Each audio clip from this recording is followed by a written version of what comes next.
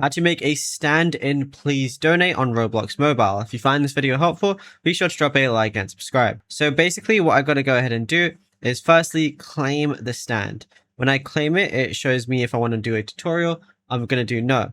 Now to get a donation button like I do, you're going to have to basically make a game pass. So you can't actually do that within the game itself. So what you're going to have to go ahead and do is go over and leave the game. So we're going to leave it right now.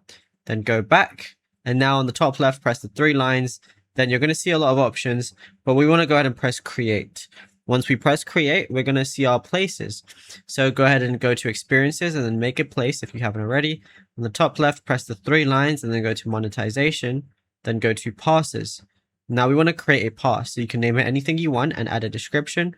Once you go ahead and do that, it's going to be shown over here. Go over, press the 3 little dots on whichever one it is, and then press edit settings. Now, when you press edit settings, you're going to see a lot more. And then you're going to see sales as one of the options. And then you can switch the item for sale. And then on Roblox, that's it. You're going to have the button, the donation button.